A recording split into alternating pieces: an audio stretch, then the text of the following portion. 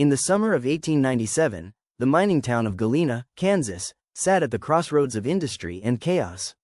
Once part of the tri-state mining district, Galena had grown rapidly since the discovery of lead and zinc in the 1870s. With its new prosperity came a rush of people, miners, saloon keepers, gamblers, and opportunists, all flooding into a town that quickly outpaced its own laws. Galena was rough around the edges, a place of muddy streets and flickering lanterns where miners emerged from shafts caked in sweat and ore, and justice was often decided with fists or firearms. It was into this world that the Staffleback family arrived, led by matriarch Nancy Wilson, known throughout the region as Ma Staffleback. The family settled near Picker's Point on the outskirts of town. Nancy was in her 60s by then, bent by years of poverty and hard living, but unshakable in her presence. She had been born Nancy Chase around 1832, and by the time she came to Galena she was already a figure of local infamy. She had lived in Missouri previously, in Joplin's notorious Swindle Hill district, where she was rumored to have been involved in a number of crimes, including the death of a man that authorities had never solved. Whether out of necessity or desire, she raised her children in a life of crime, teaching them to cheat, steal, and eventually kill. Nancy had multiple children, but the three most often associated with her criminal legacy were Ed, George, and Mike Staffleback. Ed, the eldest, was well into his 40s and had a violent temper that often put him at odds with the law. George was younger, quiet but menacing, with a reputation for coldness. Mike, the least involved in the events that made the family infamous, would later develop a record of petty crimes but was not directly implicated in the murders that brought the Staffleback name to national headlines. By the time the family moved to Galena, Nancy had remarried a man named Charles Wilson, and though he was not a blood relative to the boys, he became enmeshed in their lives and their crimes. The house the family occupied was little more than a shack, patched together with salvaged lumber and rusted tin. Located on the edge of town near a network of abandoned mine shafts, the home doubled as a brothel and drinking den. Prostitutes came and went, some of them young, some of them coerced. Among them were women like Rosa Bain and Anna McCombs, who would later testify about what happened within those walls. Others, like Cora Staffleback, George's common-law wife, lived in the home as part of the extended family. Clients, mostly miners or drifters, came for drink, for companionship, and for cheap pleasure. Some of them would never be seen again. It was common knowledge in Galena that the Staffelbacks were trouble. There were whispers of violence, of men disappearing, of women screaming into the night. Still, few dared to confront them. The town, used to lawlessness, mostly turned a blind eye. That changed on June 18, 1897, the night Frank Galbraith knocked on the Staffleback door. Galbraith was a local miner, rough and familiar with the vices Galena had to offer. On that particular night, he came to see a girl named Emma Chapman, a young woman who had allegedly sent him a note inviting him to visit. What happened next was pieced together later from witness accounts, confessions, and the testimony of women who had lived through it. According to multiple statements, Galbraith arrived at the house and asked for Emma. Nancy, standing at the door, told him to leave. Galbraith refused. He pushed his way inside and demanded to see her. At that moment, Nancy is said to have reached for a corn knife, a heavy, curved blade used for harvesting, and swung at him. Galbraith dodged and ran, but by then Ed and George were already following him.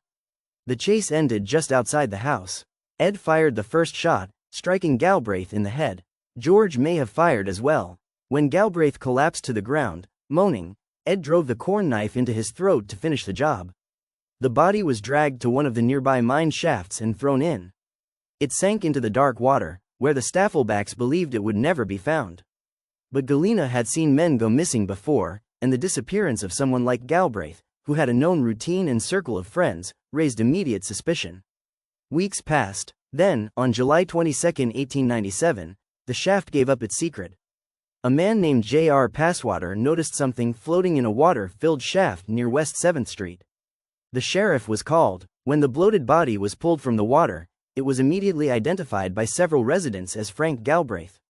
The corpse bore unmistakable signs of murder, a bullet wound to the head and a slashed throat.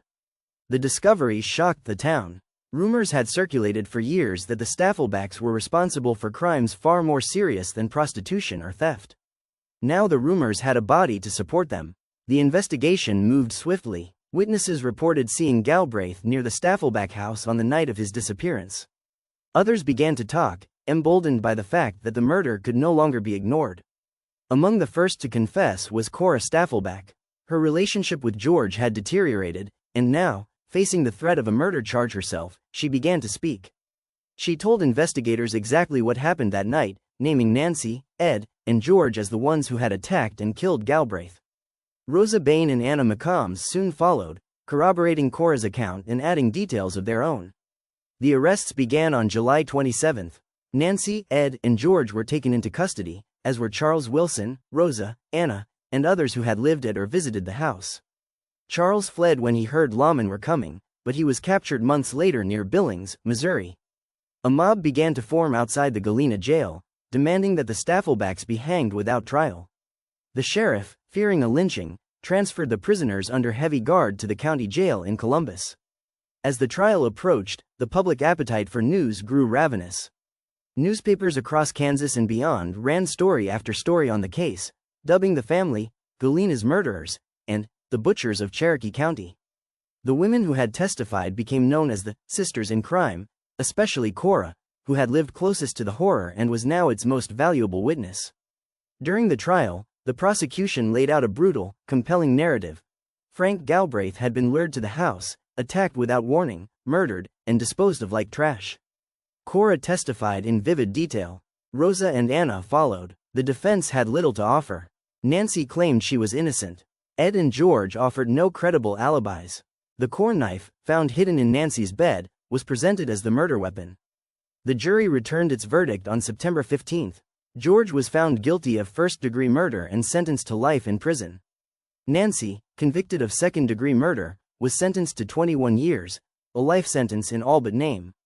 Ed, tried separately, refused to plead guilty to a lesser charge and was convicted of first-degree murder as well. He, too, received a life sentence. But the story did not end there. In a dramatic twist, Cora returned to authorities just days after the verdict with a new revelation. Frank Galbraith, she said, had not been the Staffelbacks' first victim. In the winter of 1896, two young girls, Lily and Alice, had been murdered in the house by Ed and Mike. They were teenagers, runaways perhaps, brought into the household under the guise of protection. Cora said she had witnessed their deaths. Mike had beaten one to death with a pistol, and Ed had strangled the other. The bodies, like Galbraith's, were dumped into a nearby shaft. Search crews were dispatched immediately. Over the course of several days, miners and volunteers drained multiple shafts near the Staffleback house. Hundreds of spectators came to watch, treating the scene like a public spectacle. Vendors sold lemonade and peanuts. Some brought their children. In one shaft, searchers found a club with strands of hair, a bloody corset, and a woman's shirtwaist. But no human remains were ever recovered. Despite the lack of bodies, the public was convinced. The press ran headlines declaring the Staffelbacks serial killers. Cora's credibility, already bolstered by her accurate account of Galbraith's murder, was seen as beyond reproach. Even without the remains, the town believed her. In October 1897, Nancy, Ed, and George were delivered to the Kansas State Penitentiary in Lansing. Nancy, at age 65, was believed to be the oldest woman ever sent there at the time. Ed was in declining health, and soon after his arrival he began showing signs of mental collapse. Less than 2 years into his sentence, he died of tuberculosis. George remained quiet in prison, serving his term without incident. He died around 1911, likely within the prison walls. Nancy, ever defiant, applied for a pardon in 1901, claiming that Cora had lied on the stand. Her request was denied. She died in prison on March 9, 1909, after contracting pneumonia. Her body was released to her daughter and buried in Joplin. Charles Wilson, arrested after months on the run, was convicted as an accessory and sentenced to 25 years. Mike Staffleback, spared the murder charge due to his alibi, served time for a separate burglary and was released in 1902. He would go on to commit more minor crimes throughout Missouri and lived until 1943. Though their crimes were buried in time, the story of the Staffelbacks would continue to haunt Galena. The departure of the Staffelbacks from Galena in October 1897 was not an ending, but a turning point. Their arrests and convictions had pulled a curtain back on a world that most of the town had chosen to ignore. It was not just the murder of Frank Galbraith that had shocked the public, but the realization that it had taken so long for anyone to speak. The Staffelbacks had lived among them for years, drawing little suspicion even as whispers of missing men and battered women floated through the alleys and saloons. After their trial, Galena found itself asking hard questions about its complicity, its silence, and the brutal reality of life on the frontier's edge. The house itself, Nancy's infamous shack on Picker's Point, stood abandoned. No one wanted to live in it, and few would even walk near it. For a time, it became a local curiosity. Boys dared one another to peek through the broken windows. Adults murmured about bloodstains on the floor. Eventually, it collapsed or was quietly torn down, its pieces scattered and forgotten. Yet the land remembered. Miners still talked about the shafts nearby, water-filled tombs that might still hold the remains of Lily and Alice, or others whose names were lost. Back in Lansing, the Kansas State Penitentiary held the last living pieces of the family that had terrorized Cherokee County. Nancy Wilson, called Ma by some and the Witch by others, became something of a spectacle in prison. She was older than most inmates, sharp-tongued and unrepentant. She worked where she could, cleaning and sewing, and rarely attended chapel. When asked if she sought forgiveness, her answer was always the same: forgiveness for what? She filed for a pardon in 1901, claiming that the star witness against her, Cora Staffleback, had lied. A woman from Mount Vernon, Missouri, even offered an affidavit stating that Cora had been living at her boarding house the night of Galbraith's murder. The state reviewed the claim, then denied the request. The evidence was too strong, the testimony too clear. Nancy would remain behind bars. Her final years were quiet. She aged quickly, the prison grinding away what strength remained. Her cough deepened, her steps slowed. Still, she remained fiercely proud, refusing to admit guilt. In early 1909, pneumonia set in. When the warden visited her bedside, she made one final request: that she be allowed to leave the prison before she died, just for a day, to breathe fresh air. The request was denied. On March 9, 1909, she died in her cell. Her body was claimed by her daughter, Mary Kenyon, and buried quietly in Joplin, Missouri. The grave was never marked. George Staffleback, convicted of first-degree murder, remained in prison until around 1911. He was never disciplined, never granted parole. He spoke little and kept to himself. He died sometime that year, possibly in his cell. No obituary was printed, no one claimed his body. Like many others, he may have been buried on the penitentiary grounds, one more forgotten grave among rows of the condemned. Ed had already passed by then. His mind had begun to fail shortly after his arrival at Lansing. He ranted in his cell, refused meals, and eventually succumbed to tuberculosis in 1899. He was 46 years old. No one came for him, and his burial site, like his brother's, remains unknown. Charles Wilson, Nancy's second husband, was captured in March 1898 after months on the run. He had fled Kansas and settled near Billings, Missouri, under the alias Billy Williams. There, he married a wealthy widow and tried to disappear into farm life. But a horse trader recognized him and tipped off the authorities. When the sheriff came to arrest him, Wilson's new wife tried to defend him, even raising a shotgun and locking the door. But the lawmen forced their way inside and took him without resistance. Wilson was convicted of complicity in Galbraith's murder and sentenced to 25 years. By 1910, he was still in prison. After that, his name vanished from public records. Only Mike Staffleback lived to see freedom. Though implicated in the murders of Lily and Alice, he had a strong alibi for the night of Galbraith's death and was not charged with murder. Instead, he was sentenced to 5 to 7 years for burglary. He served his time, was released in 1902, and returned to Missouri. But he never reformed. In 1908, he was arrested again for theft. In 1914, he was jailed for stealing chickens. His crimes were petty, habitual, and always just enough to keep him in trouble. He drifted through towns like Springfield, Neosho, and Mount Vernon, his name still sparking whispers in the old mining communities. He died in 1943, an old man, forgotten by all but the record keepers who logged his final arrest. The victims left behind were often nameless. Frank Galbraith was buried in Galena's Hillcrest Cemetery, his grave modest, his life largely forgotten by the outside world. His murder had become a symbol more than a personal tragedy, proof that evil could thrive in the open, that a town could fail to act until it was too late. Lily and Alice, if those were even their real names, were never found. Cora claimed to know exactly where their bodies had been dropped, and search crews spent days draining shafts and combing the surrounding brush. But the water was deep, the shafts unstable, and after several attempts, the search was called off. What they found instead were fragments. A club with hair still clinging to its grain, a torn corset, a shirtwaist stained dark. The press reported each discovery with breathless detail, but the bodies never surfaced. The girls vanished a second time, this time into legend. Years later, Galena tried to move forward. The mining boom faded, the town shrank. New generations grew up hearing only whispers of the Staffelbacks, stories told around campfires or passed quietly between old-timers. But the truth lingered just beneath the surface. Some stories don't fade, they only wait. In the early 2000s, an old Victorian house at 206 North Front Street in Galena began to attract attention. Crumbling and steeped in local folklore, it was marketed as the original Staffleback house. There was no historical evidence linking it to the family, but the legend was powerful enough. The building was restored and renamed Galena's Murder Bordello. Tours were offered, paranormal investigators arrived, visitors claimed to hear voices, feel sudden cold spots, see shadows move.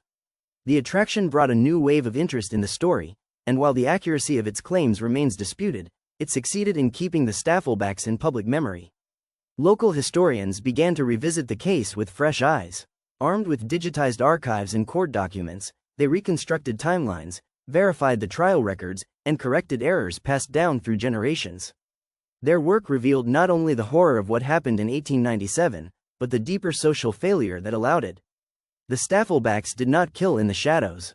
They killed in the margins of a community that tolerated violence, overlooked missing persons, and allowed a mother and her sons to build a criminal empire beneath its nose.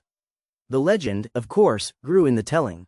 Some claimed the Staffelbacks had killed a dozen or more. Others said the mine shafts were filled with bones. Some versions claimed Nancy was a witch, that she used the girls in rituals, that her house was cursed. These stories were born from fear, but they pointed to a real truth.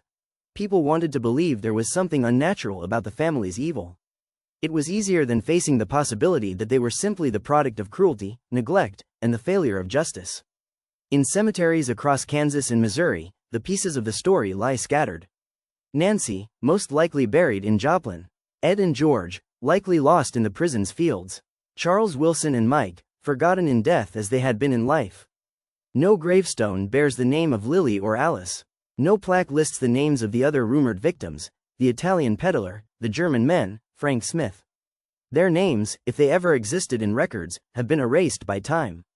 Yet their story remains. It lives in archives, in whispered warnings, in yellowed newspaper clippings and the margins of dusty court ledgers.